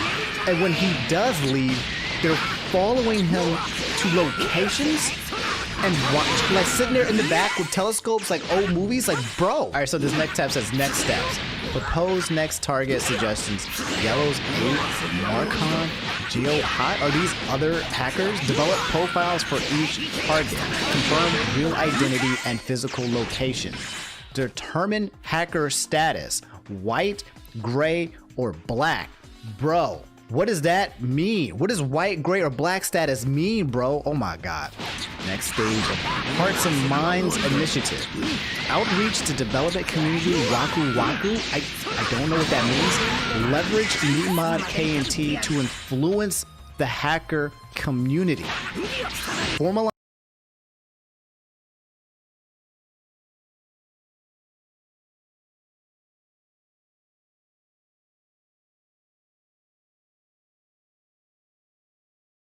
hacker bounty and promote positive image of Nintendo, RE, security, and software development. Oh my god. So it sounds like they're trying to get rid of this guy, use him as an example, and then also create bounties where maybe other hackers go after and find other hackers, and then they pay them to capture these hackers. Like, this is something. This needs to be. So okay, I think this is the guy that started leaking some of the information. This was coming back from 2012. Okay, so none of this is new. This is apparently old stuff that is getting brought up. Man, all right, kind of scary, y'all, but we're gonna keep going forward. Okay, I feel like the Nintendo police are watching me like right now as we speak, as I record this. Okay, but I don't think it's illegal. Okay, this is now like public information. It's out there. It's from 2012. I don't think it matters. I'm hoping. Let's just keep looking. It says new leaked stuff number 2. Document files are related to security of the Nintendo DS 3DS Switch, including a legal complaint from when Nimad cracked the 3DS back in 2012. Nintendo compensates a group of hackers who helps in giving them prototype hardware for recreation purposes. It says Nimad knock and talk. We should proceed. Rationale. Nimad hacking efforts are maybe delayed, not stopping by MVP fixes. I don't know what that means. Hackers are suspicious that Nintendo is aware of their activities and may be more cautious to discuss on internet. Oh my god. So they're having like background meetings talking about like, yo, we know you hackers exist. Guys, if they have this for Nintendo 3DS hackers, I kid you not, they probably have an assault team for the Smash community, bro. They know exactly what's going down, bro. This is insane. New leak stuff number 3. Proof that Nintendo is effing FBI when it comes to hackers. Oh my gosh. Okay. It's kind of hard for you guys to read, so I'll just read it. It says Monday, April 15, 2013, 10 a.m. Team assembles at local hotel to discuss and finalize plans. A team. Review and discussion of Nimad's activities schedule of the previous week. Wow, dude. They're actually, this is legit. Decide on timing / location of first attempted contact, e.g. after work or at home. Decide where other team members will wait nearby while contact is made. Is this a sting operation? Is this even allowed, bro? Local investigator alerts team when Neymar exits from work. 6:30 p.m. Contact team, likely 2 individuals, Nerd and NOA Legal. I don't know what Nerd is, but I know what NOA, Nintendo of America legal team, approaches Neymar as he arrives home or after he has entered. Can you imagine that, guys? You imagine you coming home, you park in your driveway, you get out from work, you're tired, and 2 weird strangers come at you, start talking about Nintendo and approach you. The first sequence of events and conversation normally happens very rapidly. Approach Neymar in a friendly and non-threatening, professional and courteous manner. Make introductions. Provide a business card, Nintendo or local investigator with local phone number. Engage Neymar in conversation. Is there a chance this isn't real? Am I being, this got to be not real, right? Like, I can't believe it. Look at these bullet points, bro. These god-awful bullet points. Oh my God. Okay. Acknowledge his engineer programming aptitude. Cite his stated intention of not facilitating piracy and relate Nintendo's concerns that his release of a hack would do exactly that. Nintendo states its sincere interest in coming to some sort of mutual accepted agreement with Neymar to discontinue hacking of Nintendo Systems products as opposed to pursuing a criminal referral. Draft complaint may or may not be shown to Neymar at this point to demonstrate severity and seriousness of the matter. Depending on his demeanor, reaction, and perceived interest in engaging in discussion. They have this whole thing planned out, and it's actually freaking creepy. Some dude, some 26-year-old kid who's been hacking the 3DS or whatever, is being approached by 2 grown men, basically saying, "Hey, how are you doing, kid? Hey, I work for Nintendo. Hey, how are you doing? I hear you're a great hacker. You have a great aptitude for doing so. That's amazing. Don't mind the fact that I know where you live. Don't mind the fact that I'm here with another person. Don't mind that. You know, don't mind the guy over there in the bushes. Don't mind the guy up there on top of your house. Hey, don't mind the guy with the sniper rifle behind you. Ignore him." This is crazy. I was like, wow. So apparently this is the flowchart. And it basically says the Knock and Talk Team flowchart proposal. I can see some Japanese symbols back there, bro. Oh my God. So the flowchart works like this, okay? You got your Knock and Talk Team, which has the 2 people, the NOA Council and the local. Then on day 1, you got the staging. That's when they were talking. We already talked about this. Then you have Contact up there at 6:30 p.m. Then based on how they respond, if the subject withdraws and they leave, then you regroup later on in 10 minutes. You reiterate desire for discussion. Advise subject of a 12-hour window to contact the team. So they say you have 12 hours to come back and contact us. Team regroups at hotel to await contact. Investigators are in full alert to monitor internet and physical activities. Internet and physical activities. They hacked the hacker. And they have a PI so that they can watch him physically and so they can see what he's doing on the internet. This is if he withdraw. Okay, let's go with this route. This is like a this is kind of like a choose your decision game, okay? So if they withdraw, the subject contacts Nintendo. Now, if the subject does not contact Nintendo, you get a red box that says negative outcome. The team withdraws and local council advised to file action, or that NCL will consider further action. I don't know what NCL is, but I don't know what this further action is. So let's go back up. Let's say that the subject does engage. We'll go back to the top right. Then you discuss the settlement agreement about the NDA, the term of the collaboration, and the finalization is pending NCL approval. So Nintendo says, all right, look, if you do talk with us, you have to sign this NDA agreement first, and then we'll talk about the terms of this collaboration. I don't know how legit this collaboration is. From my understanding, it looks like they're saying that they want to hire this guy or they want to work with this guy, but there's also a good chance that they just want to get this guy to go to jail. They want to bring him in, lure him in, and then send him to jail, because that's probably what they're trying to do. Anyway, in the flowchart it says agrees to settlement. So they're trying to offer this guy a settlement to be like, hey, let's just settle this on this, blah, blah. If he doesn't accept the settlement, we go back to the left again. This pink box that says extend. Subject refuses to execute settlement immediately. Reiterate confidentiality of discussion. Provide subject 1 week to respond. Investigators on full alert again to monitor internet and physical activities. Now, if he does, you get the green box. You get the good ending, the positive outcome. Subject executes settlement agreement. Collaboration agreement to be finalized at later date pending NCL approval. Just a reminder, guys, don't sign anything ever. If anyone wants you to sign something about anything, don't. Okay? They're trying to take your soul. Okay? They're out there like Hades. Okay? They're trying to get you to sign your life away in some kind of facet way. Just don't do it. Don't do it. This dude tweeted the Nintendo Ninjas having to watch and analyze every second of Pokemon Port compilation 4K HDR Dolby Digital because I put CFW in 80. So yeah, Nintendo Ninjas are real. You didn't know? Now you know. Apparently, Etika used to talk about Nintendo Ninjas as well. And I have heard, well, I haven't heard, but I have seen Nintendo representatives come to certain Smash tournaments that come out there and look kind of mad sus. Like, they be out there and be like, hey, yeah, I'm part of NOA.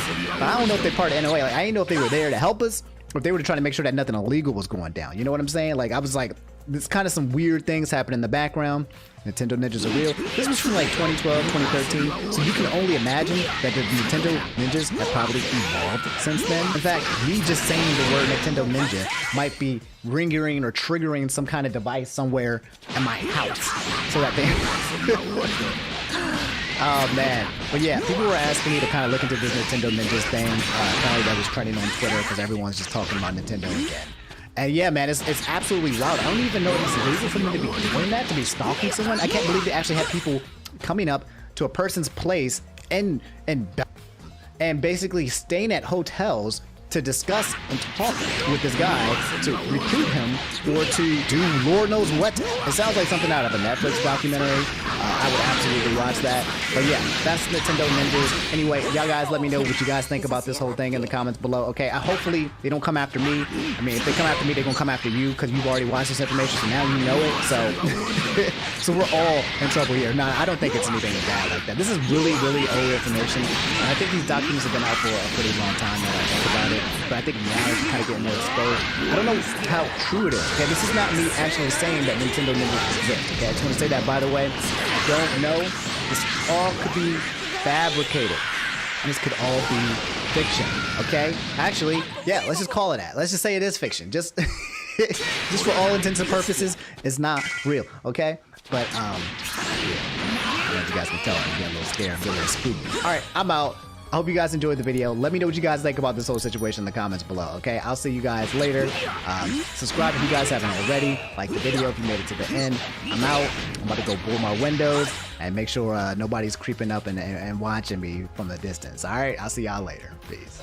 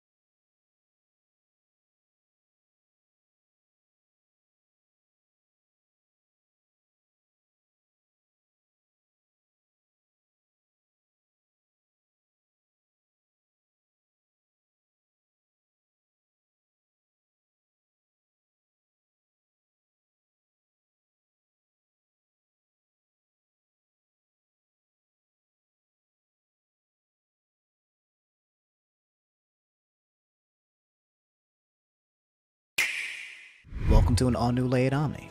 Allow me to lay it on you. Look, I get it, okay? I don't feel like talking about politics either. I just made a video the other day titled Why I Hate Politics and then said somewhere in the video that this might be the last video I ever make talking about politics, and yet here we are. But yet, I feel like this is the elephant in the room. Okay, this is the thing that all of us are thinking about right now, you know, so I don't want to disagree. I also don't want to ignore the fact that today is day 22, day 23. It's one of those days of me uploading every day for the rest of my life. Look, I'm done counting, okay? I'm gonna let y'all do it. And also, I'm a little scared because you guys are pushing me to the 200,000 subscriber mark faster than I thought. Like, for real, at this rate, you could reach that goal in half the time. Like, I am very thankful, but Jesus Christ, you guys are incredibly scary. Whether you're into US politics or not, you are very aware of what today is, and given the civil unrest in the nation over the past few months, a lot of us are nervous. And guys, I have to say, I don't feel good about this election, okay? I don't have a good feeling about this week as a whole. It's like Majora's Mask, okay, where you got 72 hours until that moon thingy with the scary eyes and the jacked up teeth falls down and ethers the planet out of existence.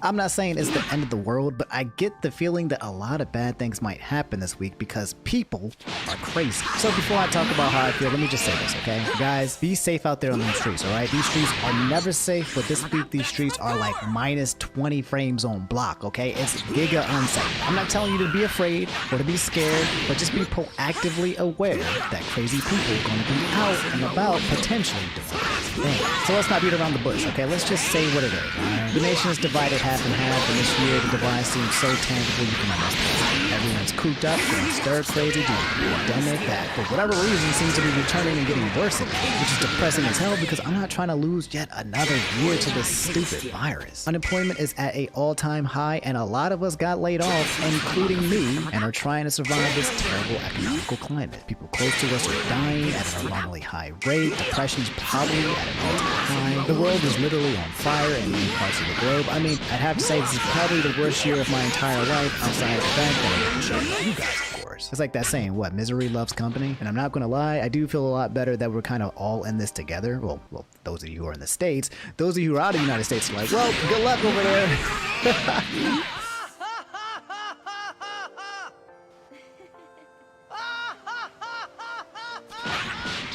What I'm trying to say is that a lot of people are on tilt, and the results of this election seems like it will inevitably create something. I don't know what that something is, but something is going to happen. The results are going to come in, and people aren't going to be like, dang man, well, GG's, well played, I'll get you next game. Nah, I feel like this whole environment that we've been in makes this election the best catalyst for something explosive to happen. I'll tell you what, and I'll just be frank, I do not want any fighting or any war, okay? I am a bitch, I am a coward, I am a peaceful person, which makes me the most dangerous person in the world. You don't want to mess with me, man. I'm like a cornered animal. I'm like a cornered wolf. You don't want to do it because when I got nothing to lose, I'm gonna go for the nuts. I'm gonna bite somebody's nuts off with my teeth.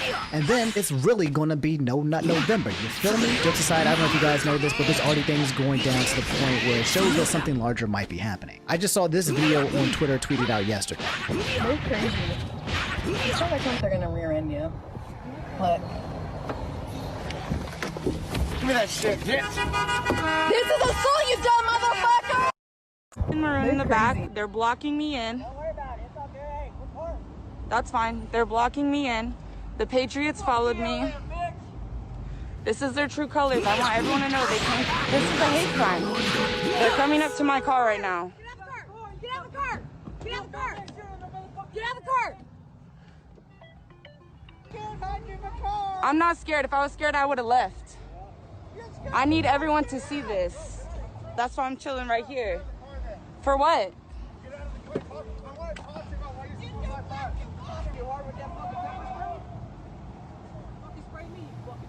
You told me what? Clean herself. Oh my god, what the hell? Ew. You came strapped up like that for a 20-year-old female? Oh, you a big man. For a female, bro, for a female. He walked up to us. Come get it? Are you saying come get it? For a female? Hey!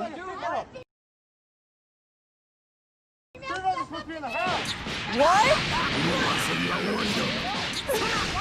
No, you guys can jump me, so you can jump me.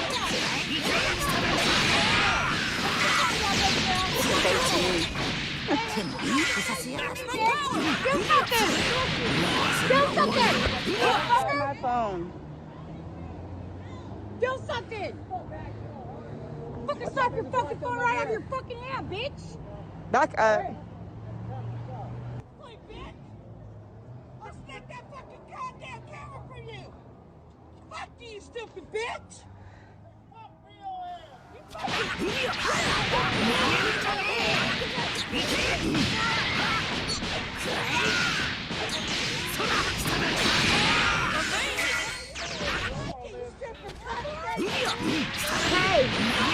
Biden 2020.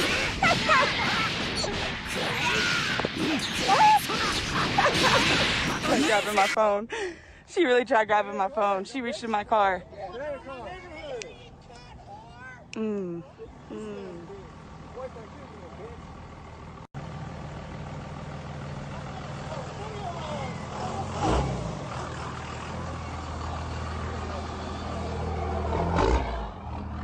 So I have it all on video. The greatest surveillance. Can you? No, don't let them leave. They just did a felony. They created a felony. You're leaving. You're letting them leave the scene. You're letting them leave the scene. Don't let them leave the scene. Hey, no, let me talk. Please don't let them leave the scene. They committed a crime, and I'm asking you not to let them leave the scene. Right now, we're here because there are people fighting, okay?